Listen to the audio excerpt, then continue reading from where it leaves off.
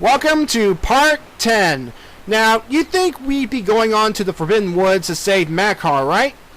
Wrong. I am actually going back to Windfall Island. Why? Because there's some things I can do there right now before I can head on into the scary woods. Now, to get back to Windfall Island, you have to head north to Dragon Roost Island and then set your course west. And you have to do it that way because if you set the wind northwest and go that way, the boat will not let you, and for good reason. There are enemies out here on the Great Sea that will actually, that can only be killed by long-range weapons, and at the moment we do not have any long-range weapons, and I understand the boat's concern. So just head north, then west via Dragon Roost Island, and you should be fine. And I decided to stop here at Paw Print Island to get the chart for my map. So yeah. And of course, the fisherman here explains that Paw Print Island is home to a bunch of choo-choos, and that there's a gentleman that comes by every so often to collect their jelly. And of course, we will actually be meeting this guy in the video shortly. So yeah. And folks, I know what you're thinking. Why am I not going to the Forbidden Woods right away? Well, folks, this is a Zelda game. Zelda games have a history of pretty much going off track before going on to the next major portion of the game. So, yeah. I'm sure I'm not the only person who has done this before, going back to Windfall before going into the Forbidden Woods. So, yeah. Anyway, this submarine thing right here, these bunches of guys right here, these are the Salvage Corps, and pretty much in their job description they will salvage treasure. Now these guys in Speedos, yeah, they're wearing Speedos, can be found either here at Paw Print Island or at Eastern Triangle Island. So yeah, and basically they are pretty much looking for treasure, something called the Triumph Forks, if you continue to speak with these guys. Anyway, they will admire you being a fellow treasure hunter and decide to give you a treasure chart, and that is fantastic. So yeah. So why wouldn't you keep this for yourself if you're treasure hunting?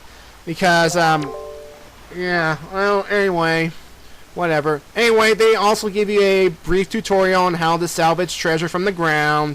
And I will actually show you how it's done near the end of this video. So, yeah.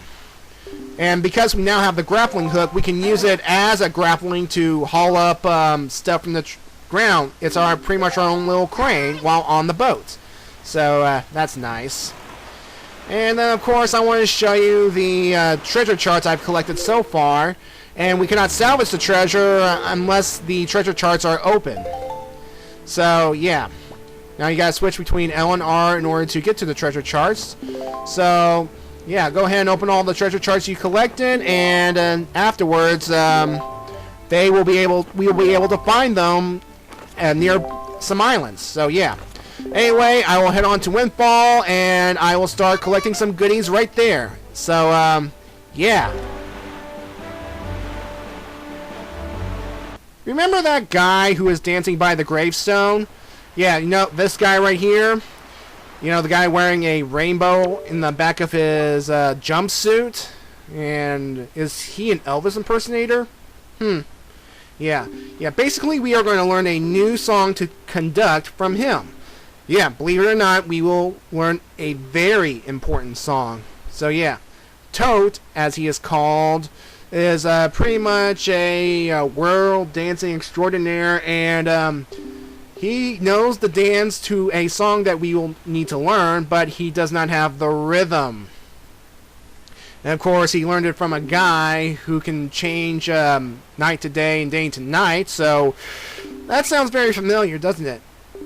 Now, anyway, at this point, you want to whip out the Wind Waker, but do not alter it in any way, shape, or form. And then, of course, he'll get the rhythm down, and he will perform the song that we need to learn. And watch how he dances. Yeah! Yeah! Woo!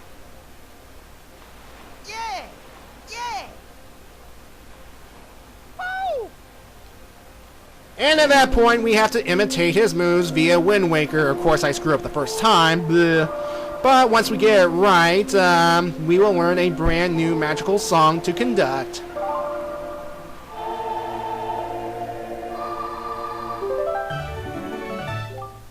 The Song of Passing. With this, we can change it from night to day and day to night at a whim. Now, of course, poor old Tolt cannot do it because, well, he's not magical. He has to have something magical on his person. But fortunately, we do.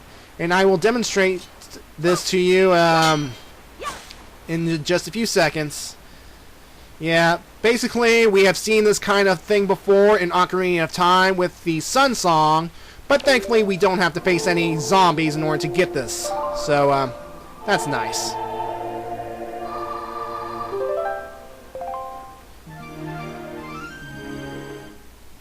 And just like that, it is daytime. And this is nice. So anyway, what I meant by avoiding zombies to get a similar producing song in Ocarina, well, I had to go to a graveyard to face some ghosts, and then go down into a grave where I had to come across some zombies called Re-Dead. And in the end of the catacombs right there, I pretty much got a song that allows me to turn day into night and night into day. And it can also freeze these zombies, and it will allow me to kill them. So yeah. But unfortunately, there are Re-Dead in this game too, and we will encounter them. Hey. But I digress. Right now we are talking to Zanari, the guy who sold us the sail. You know, the very sail that we needed to travel across the Great Sea. Yeah, it turns out that the business that he's attempting to start is not going so well. So, yeah, his problem is that he does not have any inventory to sell. Something that will capture people's attention. So, turns out that we are going to actually go help this guy. Because, yeah, it will start a trading sequence throughout this game that we can complete. Basically, we're going to get hired to become a salesman for him. So, yeah, this Link has multiple jobs in this game. I mean, first he's a photographer's assistant. Then he becomes a part-time mail sorter. And now he's going to become a salesman. Shouldn't Link be racking in the dough? Anyway, of course, Zanari explains how this whole trading sequence is going to work. He's going to give you an item, and he's going to tell you to find a merchant to trade this item for, and the merchant will send the merchandise straight to him so that he can increase its inventory of exotic items. So yeah, that's going to be interesting. Now, this will take a while. This will take me to areas across the Great Sea, which I do not have access to yet, but I will. So, we're going to put this in our bag. We're going to put this in our bag, save it for a little while, and eventually we will get started. And, yeah, the rewards will be worth it. Trust me, the reward for this trading sequence will be worth it. I guarantee it. So, yeah, we're now employed by Zanari, trading merchant, all that. So that is fantabulous. And yeah, and isn't this guy hot wearing his parka? I mean, he should be sweating. But whatever. It's time to show Lenzo the Forest Firefly we got from Forest Haven, and to get our deluxe Picto Box. So anyway, just get your bottle with the Forest Firefly and show it to him. Yeah, look at that glow, man. Yes, it is. And that's a very odd sounding reaction, Lenzo. I don't want to think you just, Anyway, he'll be so excited that we actually have a Forest Firefly that he will take our Picto Box and alter it so that it can now produce colored pictures. That is nice. And with these color pictures, we can get some nice rewards. In fact, we're going to be doing so in just a few moments. So, yeah. And if you want to, you can also start the Nintendo Gallery, which I will not do. I repeat, I will not do it. It is a complete waste of time. So, whatever's your cup of tea. And with that, let's start shooting some pictures, shall we? Remember that couple that looked into each other's eyes? You know, the one that we had to take a picture of for Lenzo earlier on in this game? Well, the time has come for us to actually hook them up. And Link is going to play Cupid. So, yeah, we learned that this girl is named Linda. And Linda used to be friends with a girl named Subel. And if that name sounds familiar, she's the pot-carrying girl from Outset Island, Link's home island. So, yeah. And, of course, we're going to meet the guy of this relationship right now, or soon-to-be relationship. So, yeah. And keep away from the beggar man. Stay away, beggar man. Don't talk to me. Anyway, here, this guy's name is Anton. Not Antoine, Anton. And this guy here pretty much just likes to walk around Windfall Island, admiring the sights and all that stuff. And, well, it's good to walk around. I mean, walking is good exercise. It keeps you healthy and stuff. I admire a guy who likes to be healthy and all that. And look over there, there's good old Tots still trying to change day into night and night into day. Poor Dope. He doesn't realize he needs some kind of magic in order to make things happen. Yeah, he'll be dancing like that for the rest of the game. Anyway, here, let's go talk to Linda again, and she will reveal that she's had an eye on good old Anton, but hasn't worked up the courage to actually confront him, or... So, yeah. Anyway, she will mention that we have a Picto box, and now that it's in color, it'll be a little more detailed, more accurate than the good old black and white. Again, make sure it is the deluxe model and not black and white for this thing to work. Anyway, she will allow you to take a picture of her and make sure it's a nice old full body shot. Something to impress Anton with, because if Anton's going to get together with this girl, I mean, he's got to have a good first impression, don't you think? I mean, yeah. Of course, it's kind of difficult to get a good picture at first. You have to position yourself correctly, and yeah. And by the way, the dress that Linda's wearing, I believe she mentioned in her dialogue that it was made by Subel. So, yeah. Of course, get a good angle and make sure that there are no killer bees in the shot. Because, again, these guys like to, for some reason or another, surround you. And we don't want to get the one with the hat in the picture. And, yeah, that kind of ruined it. So, anyway, let's go find Anton and give him the picture. And, of course, he'll be walking around Windfall. And, again, avoid the beggar man. I don't want to hear about your daughter. I'm tired of your daughter. Anyway, here, let's go talk to Anton here, and he will explain that there's some girl that's caught his eye, and it just so happens that I have a picture of said girl right now. So, yeah, just select the right photo, and yeah, alright. And of course, he'll be so excited that it's the girl that he wants so badly and all that stuff. And then, of course, this will get him to work up the courage to go ask her out. And, yeah, she's going to go ask her out. She's going to ask her for coffee at the cafe. And, I mean, it's a good first date. Coffee shop. It lets one get to know each other. Now, at this point, you want to play the Song of Passing a few times until you can no longer see Linda and Anton outside Windfall Island, outside the buildings. That would mean that Anton has asked Linda out for the date in the coffee shop, and that means we need to head on to the coffee shop as well, and we're going to talk to them. So, yeah. And thanks to the power of editing, we are in the cafe, the coffee shop. And there they are, talking to one another. And of course, Linda will be so excited that they're going to start going out. They want to share this love. They want to share this happiness with you. And of course, you'll get a heart piece out of it. Yay! And of course, from now on, you'll see Anton and Linda standing together outside of Miss Marie's house. So yeah. All those chew jellies we've collected have to go somewhere, right? Well, this is the place right here. Inside, we will meet a man named Doc Bandom. And he pretty much takes these chew jellies and refines them into potions. Yeah, pretty much that's how we get our potions in this game. Again, red equals health and green equals magic. And of course, like in previous games, there are blue potions as well.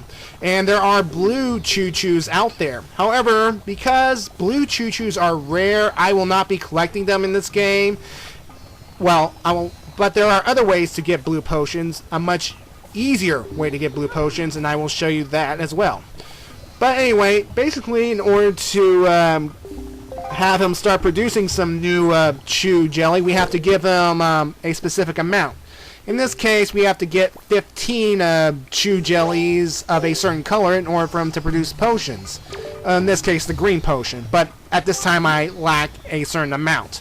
And if he's already producing a red potion, for example, if you give him red chew jellies, 5 of them, you will get a red potion for free. So if you want free potions, make sure you get some chew jelly as currency. So yeah. Now, I will not be stopping by here as much. Again, I will find other ways to get health. I have fairies. I know another way, an easier way to get blue potions. Instead of collecting jelly from all over the Great Sea from the blue choo-choos scattered across. In fact, there are only 23 blue choo-choos in the entire game, and they will only drop blue jelly once. So, yeah, keep that in mind, folks. There's a woman standing by the chew jelly shop, and she considers herself Miss Windfall Island, the most beautiful person on this island. And yeah, anyway, her real name is Minenko, and to date, no one has ever taken the title away from her. But she still looks beautiful, according to herself. So let's humor her. Let's take a picture of her right now. And it would be a good idea to take a nice picture of Miss Windfall Island. Of course, make sure it's a full body shot. Alright. And then after we take the picture, she will love herself even more. And as a reward, we will get a treasure chart. Fun. Alright, come on. Let's take a look at yourself. I mean, could you imagine? Do they have Miss Windfall pageants? I mean, imagine her years ago, probably running walking around a walkway on in a skimpy bikini, pretty much doing all the pageant things. Like, if you want to bring land to this great sea, what would you do? And pretty much has some kind of hidden talent or something. And yeah, I mean, it's all kind of weird and all that stuff. Anyway, we get a treasure chart, we get rewards. I mean, yeah. See, it's nice to take pictures and all that stuff. And of course, I have to unroll this treasure chart in order to start looking, so that's nice. You know that guy sitting on the stairs, all depressed like? Well, yeah, he is depressed. His name is Kamo, and he likes Linda. However, Linda has no interest in him. She's pretty much hooked up with Anton at this point. So yeah, when we talk to him, we have to assure him that we are on his side, and he wants us to take a picture of the most perfect round thing in existence. And there is one thing that is perfectly round in this game that we can take a picture of in just a moment. It's actually a full moon. And to get the full moon, we have to play the Song of Passing until we get a full moon. And of course, here's the thing about this game. Unlike the previous Zelda games where pretty much nothing happens except the day and night changes, they've added a new thing called Moon Cycle. Yeah, the moon has 8 cycles that change every time you go from night to day and so on and so forth. And these cycles will be important later on in this game. And right now they are important for getting that whole perfect full moon thing for good old depressed guy. So yeah, once we get our full moon, change it back to day, and we'll give him the picture. I hope this will cheer him up. So yeah. So what is his obsession with perfect circle thingies? I mean, we're going to give him a nice picture of the full moon. I mean, that's nice. Uh-huh. Yeah, the full moon. Alright, so yeah, pretty much the full moon gives him peace and all that stuff. Glad I can help. I mean, this guy needs to get in some therapy, but at least the picture helps in a way. So yeah, as a reward for helping him out, we are going to get another treasure chart. Yay. So yeah, we are racking up these treasure charts. Again, they can contain locations to rupees and art pieces. So get all the treasure charts you can, because well, more health and all that stuff, and more money. And we're going to need both of them. We will need both of them. Of course, I'm going to go ahead and open up this chart too. And the location of this one... This place looks very familiar. There are these two middle-aged women nearby that pretty much like to talk gossip all the time. Pompey and Vera. Vera is the one wearing blue, and Pompey has an orange skirt.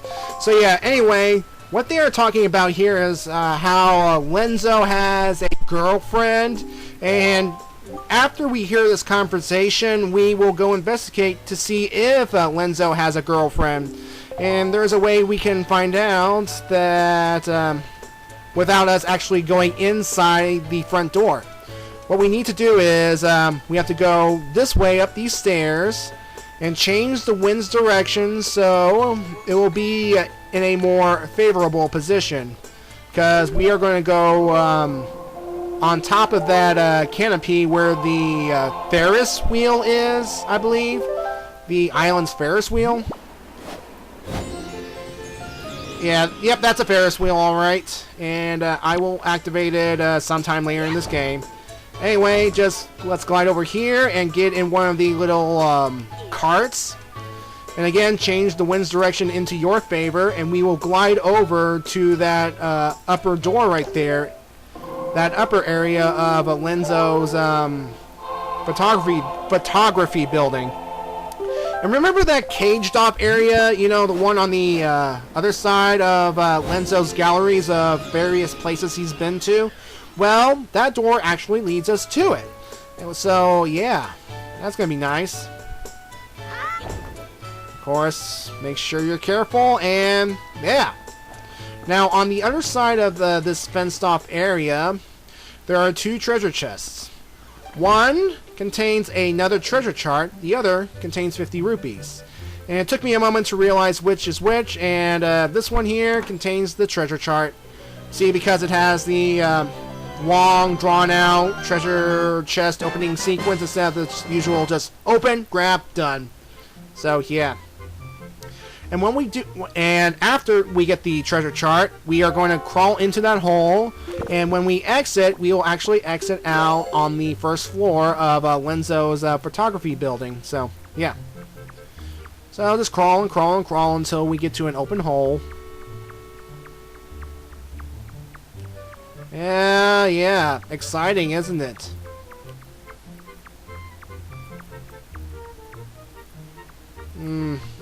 And right here, just go on out, and yeah, that's actually a hole instead of a painting, so yeah. Alright, there's Lenzo talking to Miss Windfall Island. And then, of course, they're just chatting about photography and stuff, and that's interesting. And then, of course, Lenzo notices you, and he doesn't, well, take too kindly to snooping around. Anyway, this is a perfect opportunity for us to snap a picture of the two of them together to show the Gossip Girls. And with that, let's get onward. Let's get out of here. Of course, I had to snap 2 just to make sure. Alright, and when we show the picture over to the Gossip Girls, they will realize they have made an error. They assume that those two were, you know, dating, and as a reward for seeing the error of their ways, they will give Link another treasure chart. So, yeah, ladies, I don't know if they're just friends or anything. I mean, they could eventually get together over the love of photography, so it's not that far-fetched. So, yeah. Yeah, it's not nice to spread gossip and rumors and all that stuff. It can go out of hand. You know, it's kind of like the telephone game. Like, Jimmy likes Susan, and it ends up being Jimmy likes sushi or something like that. So, yeah, this is everything that can be done at Windfall at this time, so let's head on back to Forest Haven. Remember to plot a course east to Dragon Roost and then south to Forest Haven, not southeast. Anyway, here, see that glowing light right there? That only appears if you open a treasure chart, which I have. And as you get close to the source, you will hear a sound to indicate that you are near a treasure. So at this point, you want to get out the grappling hook, and it will transform into a crane. And as long as you are pretty much in the general area, you will be able to salvage some treasure. And thus, this is how most of the game will be conducted. Alright, and our first treasure that's been salvaged is a heart piece. Goody! Yeah, this is how it's done, folks. At long last, folks, we are now going to the Forbidden Woods. So make sure you go this way, you know, where there is a arrow made of grass. So yeah. And I like to point out that the treasure that I got, the heart piece, the treasure chart actually came from the press guy. You know, the guy who won a picture of a full moon. So yeah, that's kind of interesting. And also, when you get a treasure from the sea with the treasure chart, it will be marked in red saying that we got the treasure, and yeah, that's nice. Anyway, here's one of the Karoks right there, and I still don't get why they have leaves on their faces unless the leaves are their faces, they're attached to their faces, or are these leaves a mask hiding their true face? I don't understand that. So, it's best not to think about it. Let's just accept reality for what it is. Alright? Anyway, what we have to do here is use the Deku leaf to glide over to Forbidden Woods. But first we have to get over to this smaller island right over there. Of course, first we have to change the wind into our favor, because as we glide using the Deku leaf, we are at the mercy of the wind. It will take us wherever the wind wants us to go. So yeah, again, we have to make sure the wind is in our favor. And of course, make sure you change the wind in the direction of the small island, and thus will make our journey easier. And on the smaller island, we will run into another Karok, who will tell us this problem. And this small island right here, well, it's all fine and dandy, but the entrance to the Forbidden Woods is actually higher than this island. And there's no way we can make it unless we use the wind gust that is currently orbiting this island. Currently circling this island. So yeah, basically what we have to do is wait for the wind gust to get near your position between yourself and the entrance to the Forbidden Woods, and we will use the gust as a booster, because it will pretty much thrust us high enough so that we can actually reach the Forbidden Woods. And you want to be careful as you approach the entrance to the Forbidden Woods, because well, there are P-hats guarding the entrance. Yeah, the P-hats are back. They are as annoying as ever. But thankfully, we can get a nice reward for them when we kill them. And I will explain that a bit more as we explore the Forbidden Woods in the next video. Of course, you want to make sure you adjust the wind so that you can actually get over to the Forbidden Woods. You don't want to fight the wind. You want to be one with the wind. Of course, you have to wait for the wind gusts to circle around. It'll take a little while. Probably should have cut this portion out, but in reality, it doesn't take that long. So, come on, wind gusts. La la la la la. Alright, and when the wind gust gets, like, around here, get ready to jump. And then, of course, make sure you navigate into the gusts for the extra boost. Here we go. And right there are 3 P-hats. Just make sure you navigate around them. Don't let them hit you or you will fall into the water. And that would suck. Anyway, we'll explore the Forbidden Woods in Part 11. See ya!